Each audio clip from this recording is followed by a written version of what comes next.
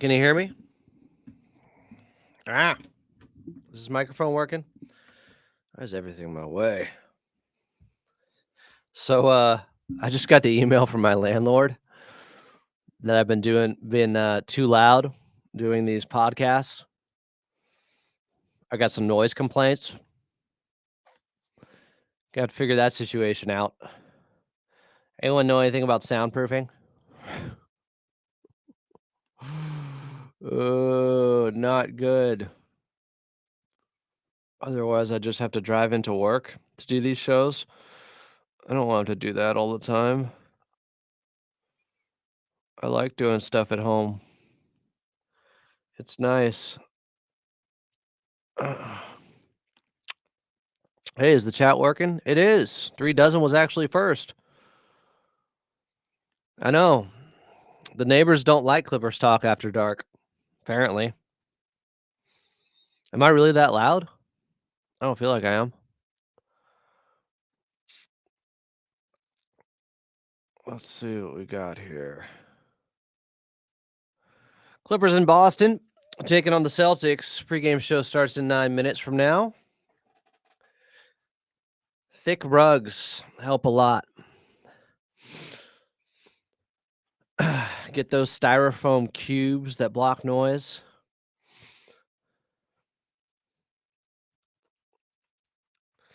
Is there anything like, can I just buy like a box that just goes over my desk? What about something like that? Do those things exist? Hi, Mark. Trying to figure out how I can soundproof my home so my neighbors don't get upset with me. It's starting to become a problem. I don't like it. Yeah, I don't seem that loud.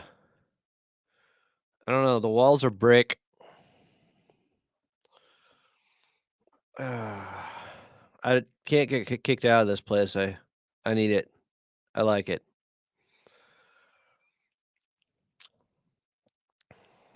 I like it. So I got to figure something out. That'll be a new little task, a little chore, a little project for me. Clippers trying to make it 6 straight. Of course, they're taking on the best team in the league now, the Boston Celtics. It's not going to be easy in Boston. Second game of a back-to-back, but the Celtics are also on a back-to-back. Hold on one second.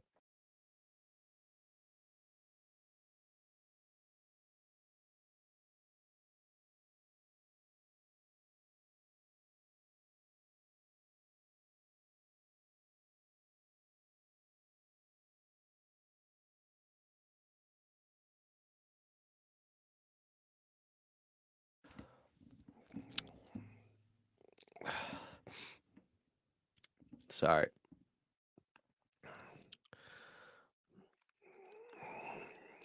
The egg cartons are sound panels.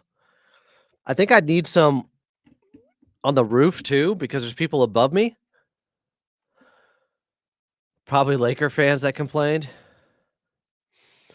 They're called phone booths. How much are they? Are they expensive? Did you get any food? I don't like ham. They have ham? Yeah, there was ham up there. You didn't see? I didn't go up there. Oh. I thought you went up and got a soda. And then I was like, oh, he got the last one because I couldn't find any up there. Wait, there's no Diet Cokes left? Not in the fridge. There's some God. warm ones on the floor. We're in trouble. Sound panels that go up against the wall. Do the podcast outside of the park. Do you mean arena? Like a normal person. Podcast in a park. But I like doing shows at like 1 a.m. in the morning. It's fun. They can't kill Clippers Talk After Dark. They can't kill this. I mean, do you want to live where you live? But I do like living there. Upsides, downsides, things to weigh.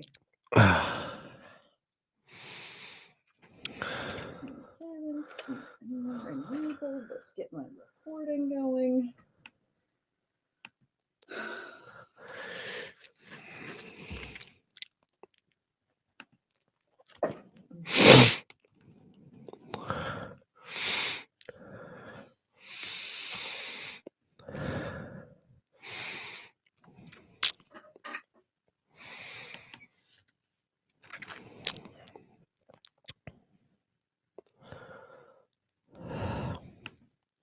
All right, pregame show starting in 5 minutes. I know.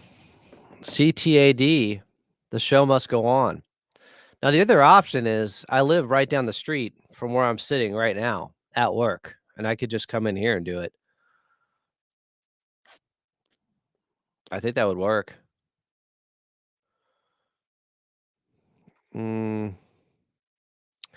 What about Mason, Ireland? Went after Balmer?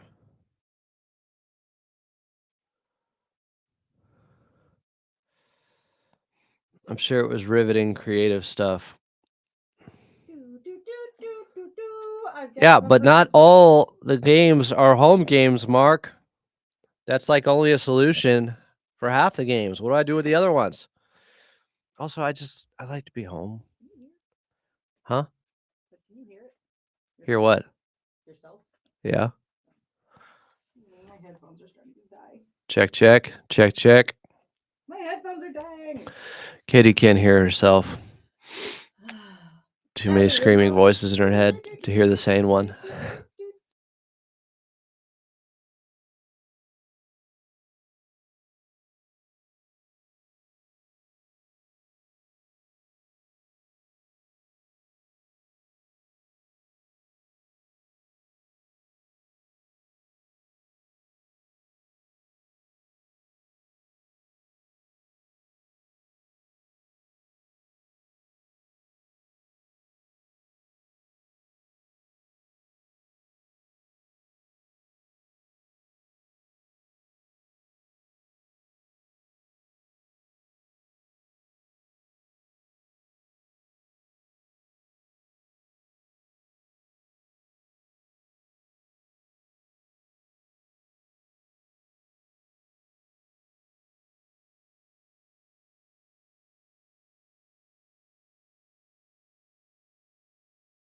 I'm texting my buddy Terry, who's a musician.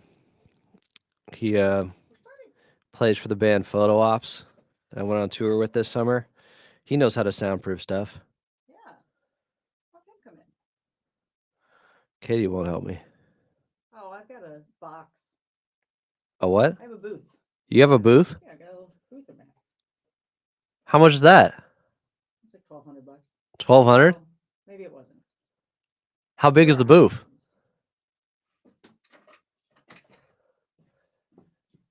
Yay big. A little booth. How would it work with my desk?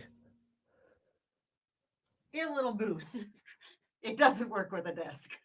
But it's got a little shelf in there and you could like set your stuff, and then it's got two shelves. So I've got my little Focusrite, I've got my Scarlett underneath, and then I got my laptop on top. I stand. Katie's got a booth. I got a booth. But I don't podcast. A soundproof booth. Soundproof booth. A booth. But I don't podcast, so. But she doesn't podcast, though.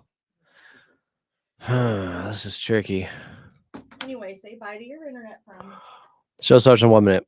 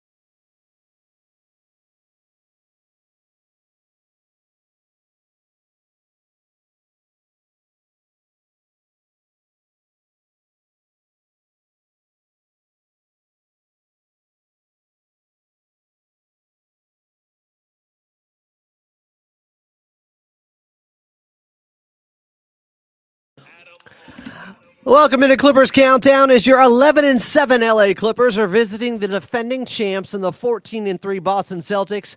A team that takes 53s per game as they have mastered the analytics while building the most perfectly constructed team with switchability on defense and all the firepower and ability to spread the floor on offense thanks to a two-headed monster with Jason Tatum. He's only 19. Okay, now he's 26, but Jaylen Brown, he's still just 28. And not to mention, they are riding in on a unicorn today with the return of Kristaps Porzingis. But the Clippers, they're riding high on a 5-game winning streak with another victory over the Philadelphia 76ers last night.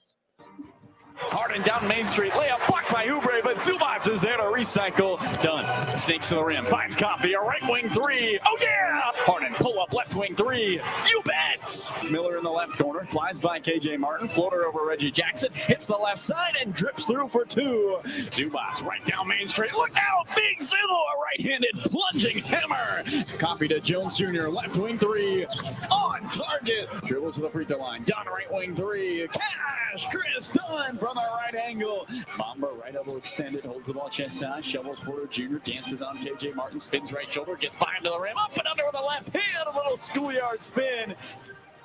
The spirit of the Wallet into a Dome traveled with the Clippers to Philadelphia as they kept that same defensive mindset they've had at home and held the Sixers to 99 points as they won 125-99 in Philly, which brought out the boo birds for the Philly crowd that had to watch their Sixers drop to 3-13 on the season as the Clippers don't seem to be missing PG-13 at all right now. Here was Coach Lue on the Clippers improving to 5 straight victories and winning 9 of their last 12. After the first 5, 6, 7 games, just able to find our rotations, who plays well with who, how we want to end games, who we want to start in the fourth quarter. And so we've got a good rhythm as far as how we want to play and who we want to play. Norm went down, kind of, hurt as far as offensively, but, but we kind of found a rhythm of how we want to play, who we want to feature, and the style of play we want to have every single night. And so guys, we've gotten that down. And now they have to face their biggest test of the season in Boston, where they got their biggest win of the season last year, something I'm sure the Celtics have not forgotten. So this Clippers team needs to remember to continue to play with grit and intensity each and every single possession against the champs. Tip-off between the Clippers and Celtics is just about 59 minutes away. Coming up, assistant coach B. Shaw will be here. But up next, we'll get your radio voice of the Clippers and Carlo Jimenez. You're listening to the Los Angeles Clippers Audio Network.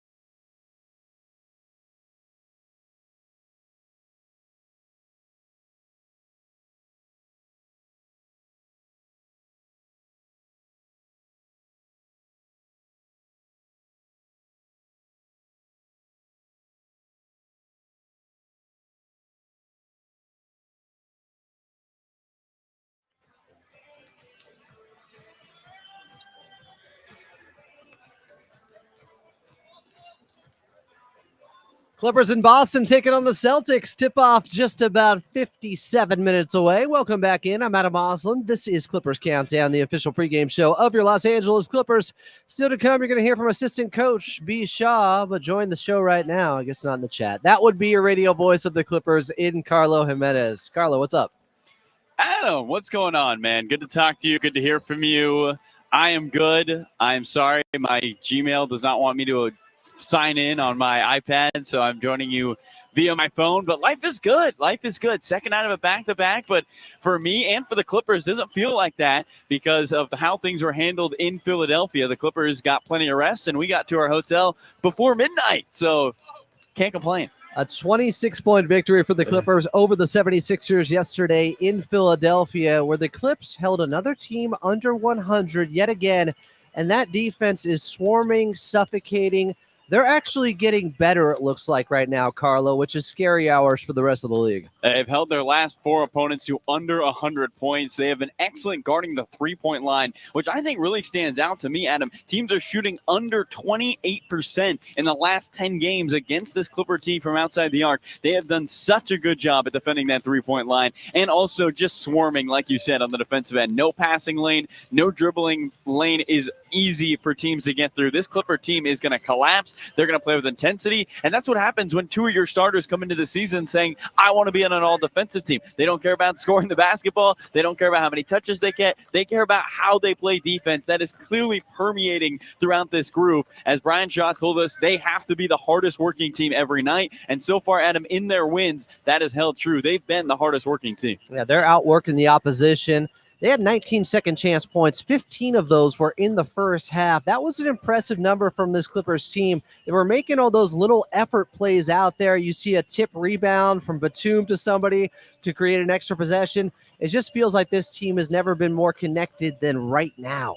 No, this is a group that understands each other. Even James Harden talked about it post-game. He said, we're all excited for each other, and we understand who we are. And how much confidence can you have when you know exactly what you're about and you know that your teammates are all rooting for you to have success? I mean, multiple times last season, Adam, this Clipper team said, we're not sure what our identity is. Well, this season, it's the complete opposite. They are sure what their identity is. They understand how they want to play, and they want everyone to succeed. I think it really is a perfect group right now. Easy to root for, obviously, for us, but for anybody watching the NBA, because they aren't the most talented team, but they're the team that cares about each other and wants each other to succeed. And they're being led by James Harden. He had 23 points on just 10 shots as he was fouled 3 separate times on three-pointers, got to the free throw line early and often, ended up going 12 for 12 against Philadelphia.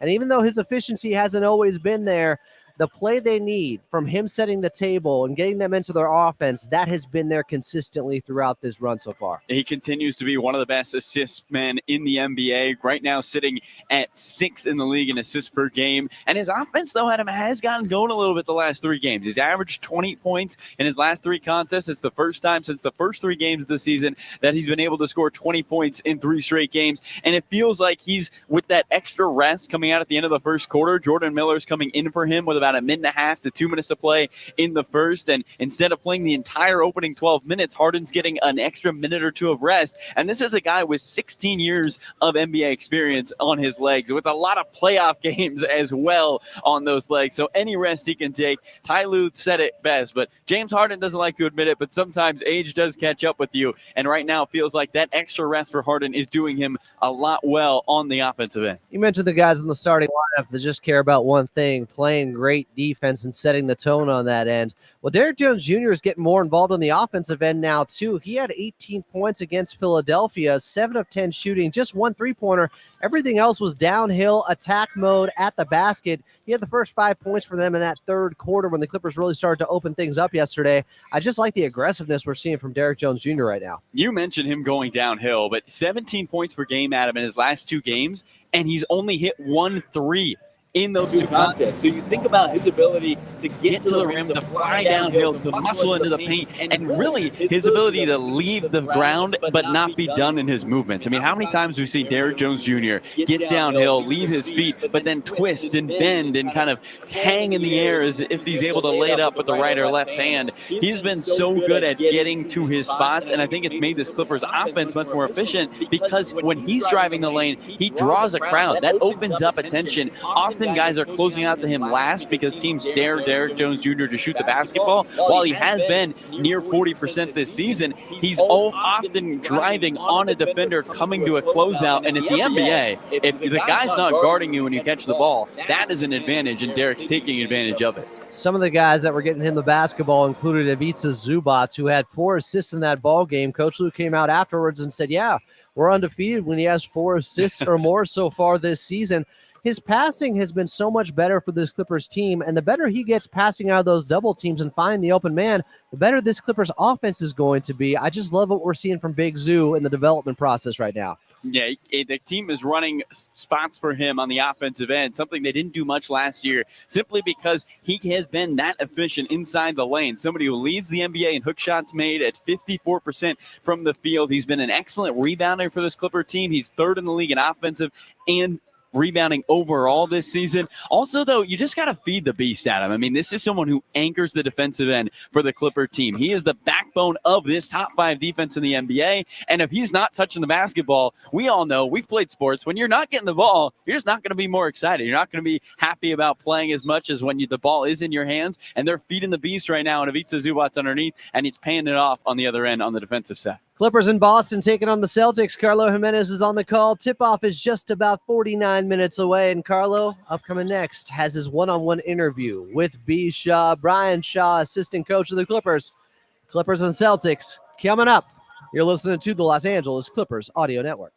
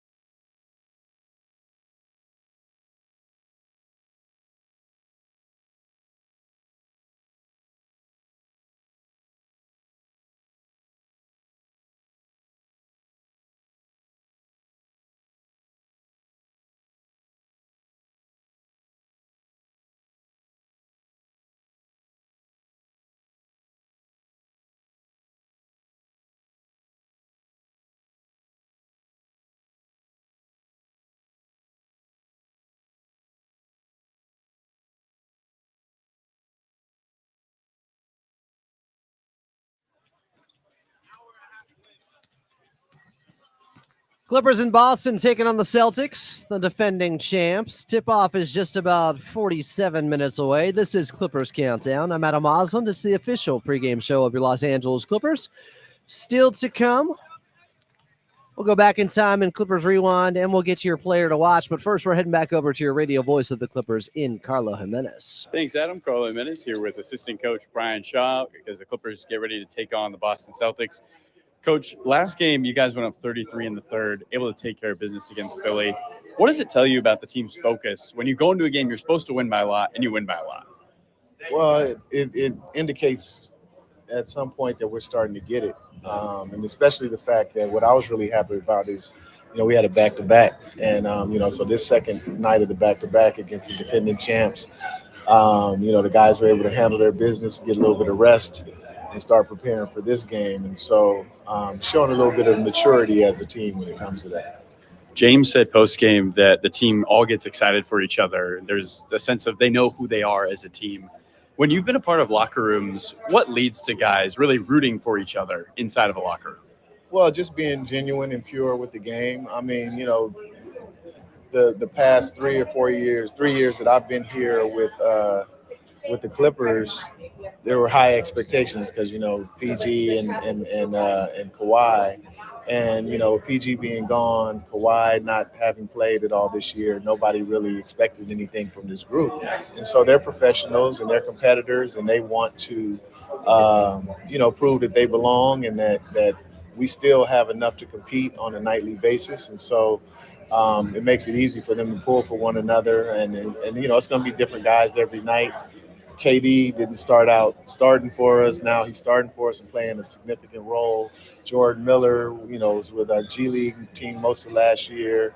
Now because of Norm's injury, he's coming in to contribute as well. And so, like I said, it just makes it easy for everybody to pull for one another under those circumstances. Looking to tonight, this is a Boston team that obviously gets up a lot of threes, but they'll also allow teams to score in the paint. They have been out-rebounded 6 of their last 9 games. How do you make the math work with the way they're shooting the threes, but then knowing that you're going to get shots inside the paint? Well, we anticipate that. What's going on? How you doing? We anticipate they're going to put up 45 to 60 threes. We understand that.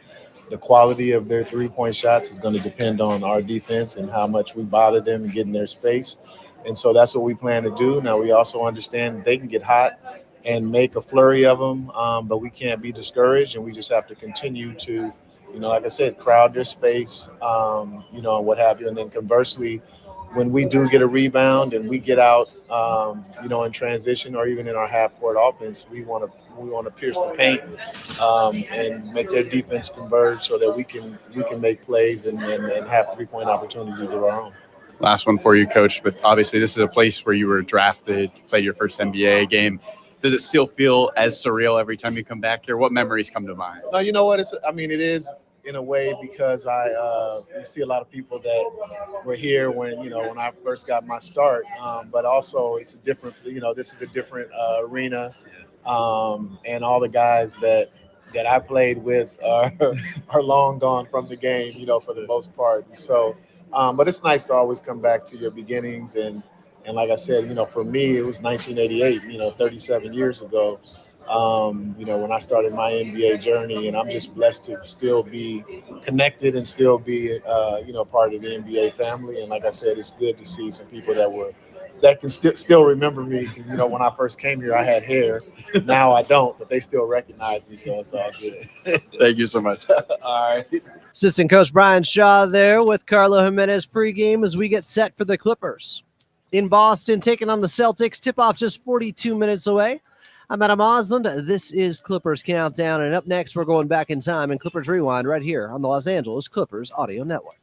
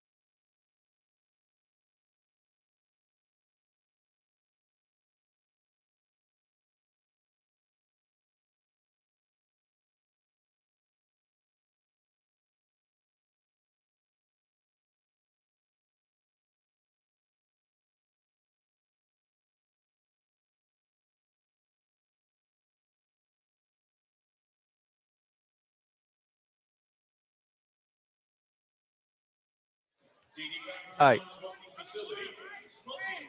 right. Clippers in Boston taking on the Celtics. Tip-off is just about 39 minutes away. Welcome back in. I'm Adam Osland. Still to come, we'll get your player to watch. But first, we're going back in time and Clippers Rewind. Over 46 years here to April 9th of 1978. In theaters at the time, you had Coming Home with Jane Fonda, John Voight, and Bruce Dern, friend of the Petros and Money Show. Also at the time was the Navy submarine movie Gray Lady Down, starring Charlton Heston and David Carradine. And on the radio was Night Fever by the Bee Gees and the Clippers. Then the Buffalo Braves were in the old Boston Garden, and Swin Nader was giving the Shamrocks all they could handle. Even though Buffalo has not enjoyed a fine season, Smith has still played well, and so too has that gentleman, Swin Nader, the big center key. Nader looks for a receiver. He likes to put it down, doesn't he? We've seen him go right, and we've seen him go left. That's a lot of muscle on the inside. Dave Cowens and Swin Nader. Look at Ernie D swatting away. He doesn't belong in there. To the offhand, and there's Swin Nader. Chance for the three-pointer. Let's watch underneath on the side. Oh, look at Cowens grab Swin Nader in there. Who, me? Around the neck and pulled him out. How'd you happen to see that? I think that Cowens knew he was coming out of the game on that play. I don't think he'd want to mess around with Swin Nader. I don't know. That'd be a heck of a tussle. I wouldn't want to mess with either of them. I've seen that redhead get pretty angry. Swin Nader having a heck of a game here today, Brent. Taking that hook shot inside, right and left-handed. Last play down, he shot about a 28-foot jump shot from the outside. Brent Musburger on the call there. Second down and 9. Yeah, Swin Nader was dominant against the Boston Celtics. It was the last day of the regular season. He had 28 points.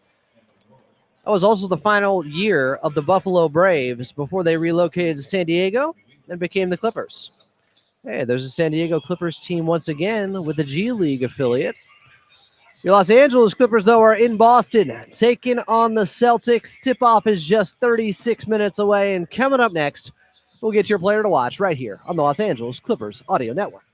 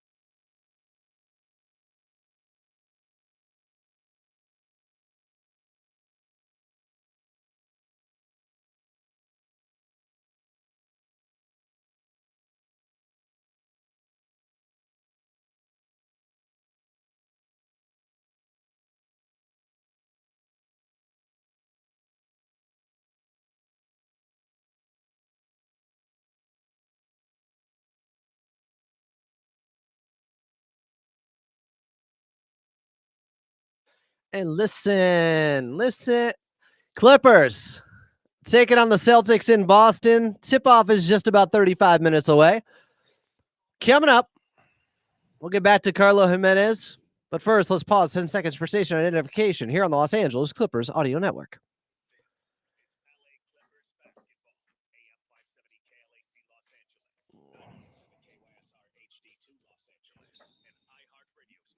Also, we'll get to an NBA out-of-town scoreboard in a bit, but first. This is LA Clippers basketball. Watching this guy play right now is really something. Players to watch. Use Ivica Zubac to the extreme. Yeah, they got to get him involved early and often. He's my player to watch.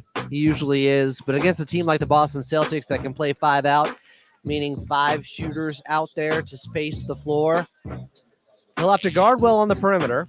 Porzingis is back. I'm guessing he'll be on a minutes restriction. But no matter who is out there, they're going to try to draw him away from the basket. He'll have to be good with his perimeter defense. And on the other end, he's got to punish them. The Celtics are going to go small. They're the best at it. They got all the shooters in the world, all the switchable defenders you could ever hope for. They are the defending champs. Ivica Zubac has to play with physicality out there to give Ty Lue confidence in keeping him out there on the court. But his teammates got to look for him early in this one. He can play against Porzingis. He'll need a couple of early touches and buckets to make sure the Clippers are pointed in the right direction, because I don't know if they can win a game against Boston trying to play the Celtics brand of basketball, which is going small and spacing the floor. They can do that well against other teams, but against the Boston Celtics, I don't know. That could be very problematic. You're not going to beat them at their own game. Clippers, Celtics, tipping off just 32 minutes from now here on Clippers Countdown. Coming up next, we'll get to your injury report right here on the Los Angeles Clippers Audio Network.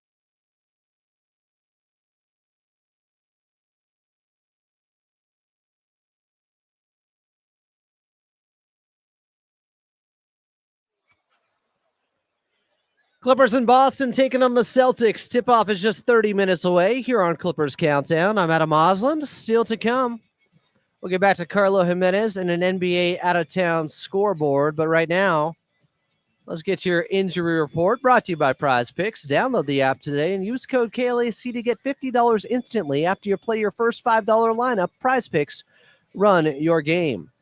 Mentioned it earlier, but Kristaps Porzingis is back after that foot ankle injury he had coming off the finals last season. This is his first game. Of course, it's happening against the Clippers. Guessing he'll be on a minutes restriction. Horford is doubtful, though, with an illness, and Cornette also is doubtful with a hamstring injury. As for the Clippers, still without Norman Powell, without Mo Bamba in this one. As remember, he's still coming back from a knee injury, and I don't think they would use him tonight anyways against the Boston Celtics because Boston goes small, and he can't guard on the perimeter of those guys. No Kawhi Leonard, but we're going to update you coming up next on Kawhi, his health situation. There was a question asked to Coach Lue pregame in Boston. We're going to give that to you, that sound. Coming up next, Clippers taking on the Celtics. Tip-off just 29 minutes away, and you're listening to the Los Angeles Clippers Audio Network.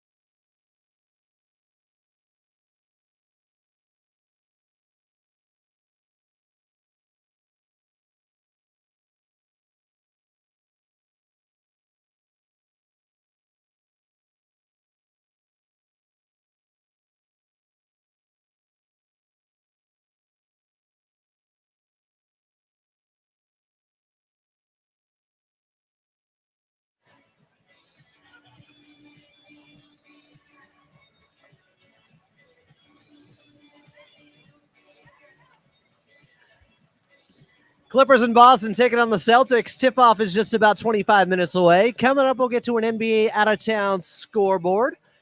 But as promised, we got some pregame audio for you. This was coming from La Murray of The Athletic. At La Murray, the NU is where you find him. And here it is. This is an update on Kawhi Leonard coming from Coach Lue pregame. Mindset and what's the general plan for Kawhi? And is it taking the long view, or how do you guys frame that? Just, every day I think, he's progressing. I think to continue to check all the boxes, make sure we're not rushing it, make sure we're, make sure that we're not, rushing them back. We don't want to do that because now it's probably going to be a longer setback. So just taking our time, making sure he's going through all the things off the protocol as far as getting back on the floor. He has been shooting on the court, as of late. So he's progressing really well. But we still want to make sure that we're not skipping steps and make sure that we're taking our time to make sure he's back to 100% before he's on the floor. All right, there was Coach Lue pregame. Audio courtesy of La Murray. La Murray, the NU, does it for The Athletic. Talking about Kawhi Leonard. Progressing. Box jumps, not rushing. They're taking their time. They're going through the protocols. He's been shooting a little bit lately, not skipping steps. They want to get him back to 100% before he's on the floor. Okay. The surgery apparently happened in May. And obviously the initial injury happened at the end of March. And we're still talking about getting Kawhi back to 100%. That's not exactly the most encouraging audio I have heard. But no matter, this team is 11-7 so far without him, 18 games in. So let's talk about the Boston Celtics. Where they thrive, what they do well and where they've had some drop off from last season after winning the championship. First of all, somebody in here came in and said on the chat on the YouTube live side that their bench is weak sauce. Well, Peyton Pritchard, the Oregon Duck, is averaging 15 per game. The efficiency is way up. I would not say their bench is weak sauce. They have guys who are capable, even with the guys who are going to be out in this game. But they have the third best offensive rating. That's down from having the first best last season. They're only 10th defensively, though. That's down from being the second best defense last season, the Celtics. They're playing even slower than last season. They're playing around the Clippers' pace. And here's the real area where they have struggled, and it may be remedied by having, of course, the unicorn back in Kristaps Porzingis. They're 21st in rebounding percentage. They were 5th there last season, the Boston Celtics. So that's interesting to me because this Clippers team, they're top 3 right now in rebounding percentage. And if there is one thing that I'm most surprised by so far this season by this Clippers team, it's how good they have been rebounding the basketball. I never would have expected this given their personnel. And I'm guessing a lot of you wouldn't have either, who said they needed a power forward to rebound all offseason long, yet they're a top 5 rebounding team so far this season.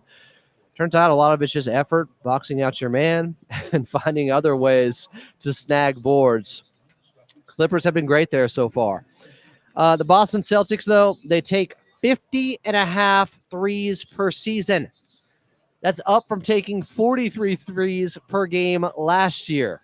It's an incredible number, but it's smart. They have the three-point shooters to do it. They space the floor. It opens up driving lanes on you, as I mentioned earlier. They require your big man to have to guard out on the perimeter. And aside from a couple of unicorns like Kristaps Porzingis, like Giannis Antetokounmpo, Anthony Davis, guys who can do that are about 7 feet tall, it is a problem for the rest of the league. And when you're playing the math, when you're playing the analytics, if you're putting up 50 3-pointers per game, it is so hard to hang with the team if they're shooting around 37, 38%. And even though their three-point shooting is down when it comes to percentage so far this season, down from 39% last season to 37% this season, it hasn't mattered. They're 14-3. They almost broke the all-time record for three-pointers made in a game. What was that, opening night against the Knicks? They hit 29, tied the record set by Milwaukee a couple years back. It's incredible. Other areas they struggle, though, they give up a lot of points in the paint. The Boston Celtics are 27th in opponents' points in the paint. They're giving up 53 points per game in paint points to the opposition.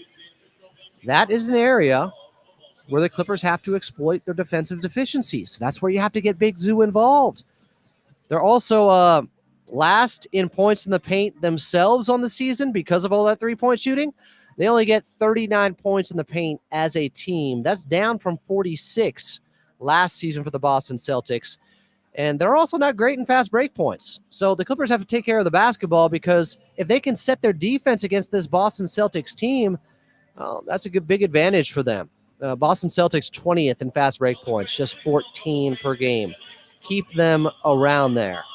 Clippers taking on the Celtics. Tip-off is just about 20 minutes away. Coming up next, we'll get to an NBA out-of-town scoreboard and then back to your radio voice of the Clippers and Carlo Jimenez right here on the Los Angeles Clippers Audio Network. Oh, wow. Wow, wow, wow, wow, wow, wow, wow. Wow, wow.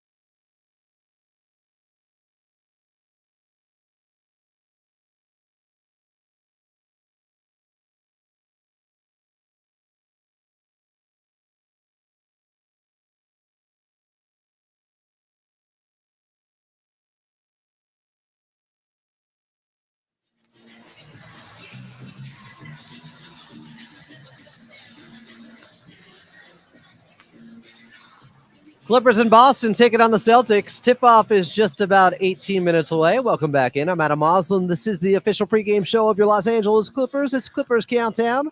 Still to come, we'll get back to Carlo Jimenez, but first, your drive around the league is brought to you by Toyota's electrified lineup, including hybrids, plug-in hybrids, all electrics, and even fuel cell electric vehicles, so you can choose exactly the type you need for your lifestyle.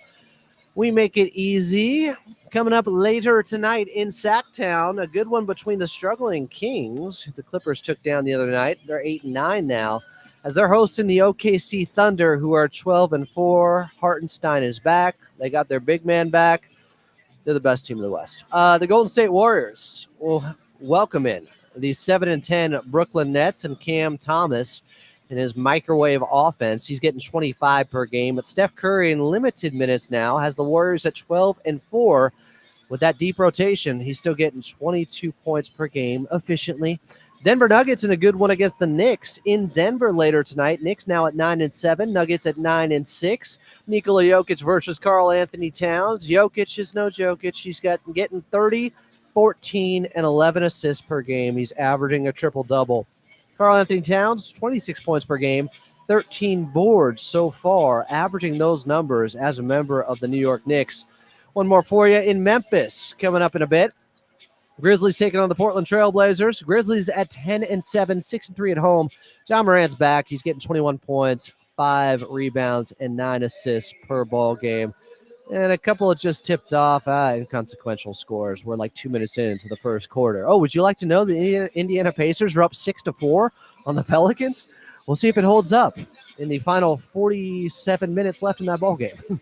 Clippers taking on the Celtics in Boston. Tip-off just 15 minutes away. And coming up next, we'll get back to your radio voice of the Clippers in Carlo Jimenez right here on the Los Angeles Clippers Audio Network.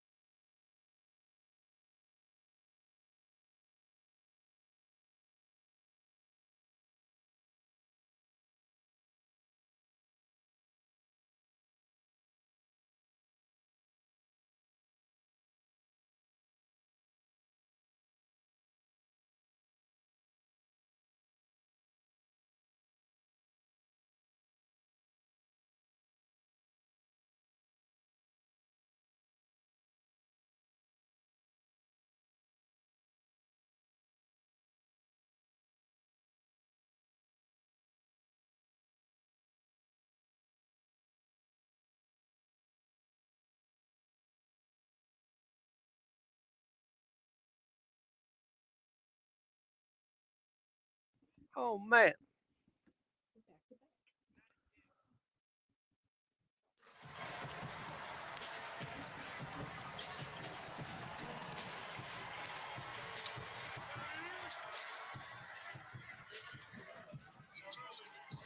Whoa, Clippers in Boston taking on the Celtics. Tip-off is just about 13 minutes away. Welcome back in. I'm Adam Moslin.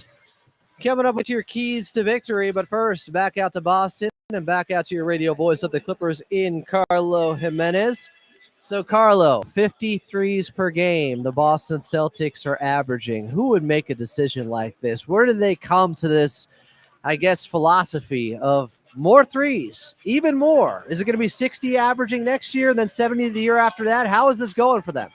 I mean, Adam, numbers don't lie, and I think that's the approach the Boston Celtics have taken. The more threes you get up, the more opportunity you have to score three, the less opportunity your opponent has to score three if you guard the three-point line. And that's kind of been the reason the Boston Celtics have had so much success is they play team basketball, but they are a team led by two guys who hang their hats, similar to the Clippers, on the defensive end in Jason Tatum and Jaylen Brown. So not only do they knock down threes and do they shoot a ton of threes, but they also have guys who pride themselves on defense. That combination, Adam, has really led to a lot of success. It's why they're 50-7 in their last 57 home games. Seems good. So they got some guys on this team that are a little bit more on the unknown side. Peyton Pritchard is averaging 15 per game right now, an efficient 15 per game. Talk about his play and development after they started off this season without Kristaps Porzingis until tonight, of course. He has really filled that void, Adam, leading the NBA in points off the bench this season. Somebody who is trying to be a sixth man for the Celtics would be their fourth ever sixth man of the year in franchise history. But it's all about the three-point shooting, a 41% three-point shooter that's third best on this team. He's also just such a creator, and you hear that when you hear guys like Drew Holiday talk about how they have a practice drill here in Boston where it's literally just try to stop Peyton Pritchard full court. That is the drill. Can you stop Peyton Pritchard 94 feet? He creates for himself, probably the best off the bench, maybe in the NBA, with his ability to get downhill and get to the rim and then also shoot at the three-point line. Kind of an odd mix for a 6'1 guard, Adam, but he's a three-level scorer. It's crazy. Somebody in the chat earlier said their bench was weak sauce, yet they got the leading scorer off the bench in the NBA. They aren't weak sauce anywhere. The Boston Celtics do not have any flaws. You just got to catch them on a night where hopefully they're not knocking them down from beyond the arc. So Kristaps Porzingis is back. Have you heard whether or not he'll be on a minutes restriction tonight here, Carlo? I mean, I assume he has to be, Adam. Like, you feel like he would probably be on a minutes restriction. He did go work out in Maine earlier this week, but just a workout, didn't play a full game. So probably on some sort of minutes restriction for this Celtic team. I'm interested to see how they adjust because there is something to, Adam, having a good thing going like the Boston Celtics do. They're 14-3 on the season, but then also all of a sudden, Porzingis comes into the starting lineup. There's probably a new adjustment period for all these guys to figure out how they want to play with him with that starting group. Obviously played with him last year, but it's different squad. Also, he's going to add a lot to their rim protection. This is a Boston team that is towards the bottom of the league in rim protection. Kristaps Porzingis brings that to the squad on the defensive end. And anytime you can be 7 feet 2 inches and shoot threes, it's very hard to guard that. And so also he'll add to their three-point shooting. But overall, just another weapon. It seems unfair, Adam. It seems unfair that you can be 14-3 in the NBA season. You take down the at the time undefeated Cleveland Cavaliers, and here comes an all-star off your bench in Kristaps Porzingis. I don't know who else is hiding around the corner. You know, I'm waiting for Michael Jordan to just walk out and be like, oh yeah, I'm actually going to play for the Celtics too. But I mean, it's absurd. Larry Bird can probably still shoot it. He might be in Indiana somewhere. In this offense, Larry Bird, you just put him in a corner, shoot threes. Shooting's the last to go. So let's go back to this Clippers team. I'm going with Ivica Zubac, opposite of Kristaps Porzingis, as my player to watch in this one, Carlo, because I don't think they can beat the Boston Celtics at their own game. Like, I know you can pick your spots when to play small against them. I expect Nico Batum, who only played 10 minutes against Philly yesterday, to get plenty of run, but I still feel like Ivica Zubac is going to have to impose his will against a smaller team tonight. Who you guys your player to watch for the Clippers? It's a great one, Adam. I think Ivica Zubac has to play well. He has to score in double figures, and he has to be excellent on the offensive end. I'd also say I think Nico Batum has to play excellent as a backup center for this Clipper team today. He's been knocking down threes as of late. Nico has been able to bury about 6 of them in the last 4 games after knocking down 9 in the previous 14 games. So he's been a little more efficient from outside the arc. The question is for Nico Batum and this Clipper team, can he be that connector for them on offense? I mean, how many times in Philly, Adam, did he get a bounce pass or a rebound and tipped it to an opponent? It was like a pass and a rebound all in once. He finds guys around the floor. Can he continue to do that for the Clippers? So I was watching Jordan Miller highlights and just going at what time of day? You know, all times of day. You know me and my fandom for Jordan Miller. Speaking of Jordans. So Jordan Miller scores 7 points early in that second quarter against Philadelphia. And I'm not saying he's the reason they won the ball game, but I just love the fact that he had those quick 7 points after the Philadelphia 76ers brought that 19-point game down to 12 points heading into the second period. Those were important, critical buckets.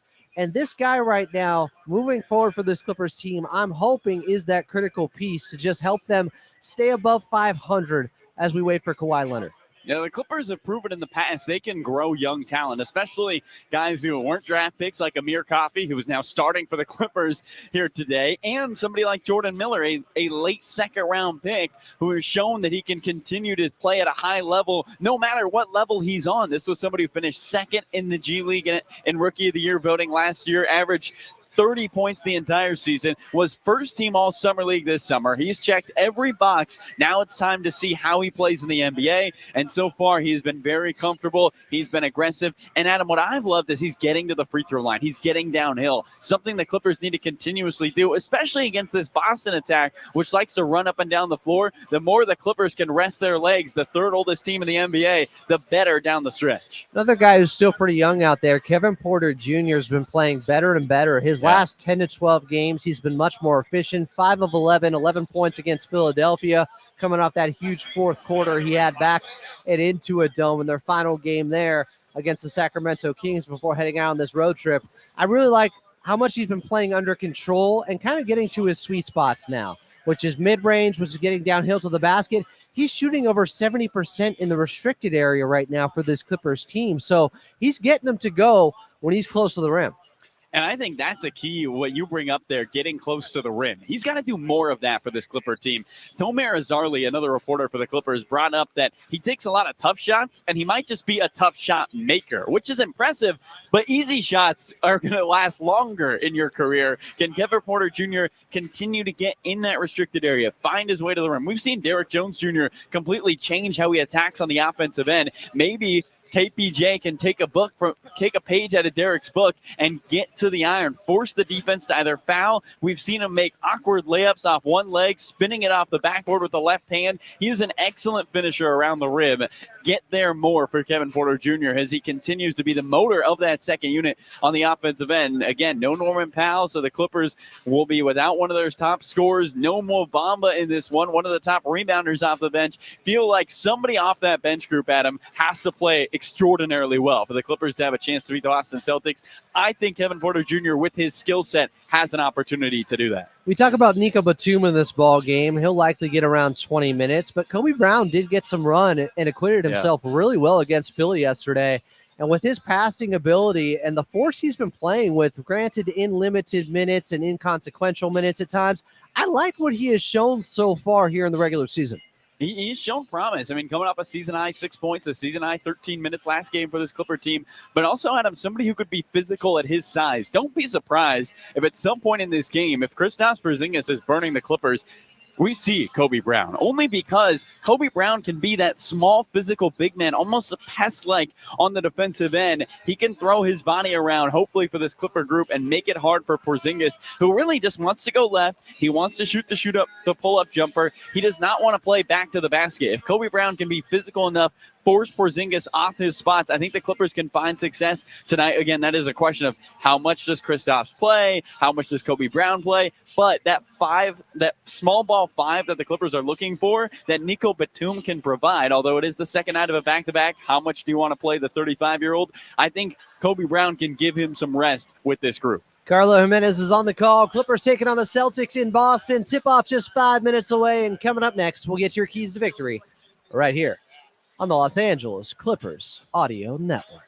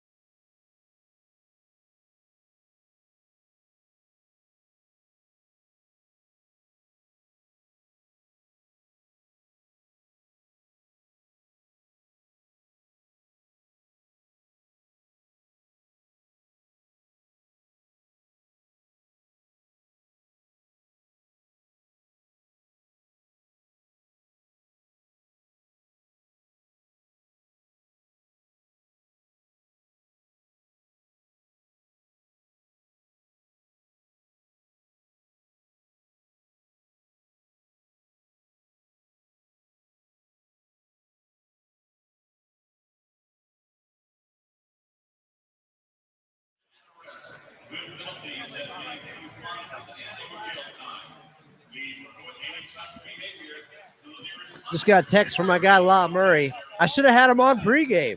I don't know what I was thinking. I'm scared to bug people to have him on, every pregame show when he's on the road. But I think we'll have La Murray on Wednesday. Appreciated that sound he had from Coach Lou talking about Kawhi Leonard earlier here on Clippers Countdown. Tip-off is just minutes away. Clippers in Boston taking on the Celtics.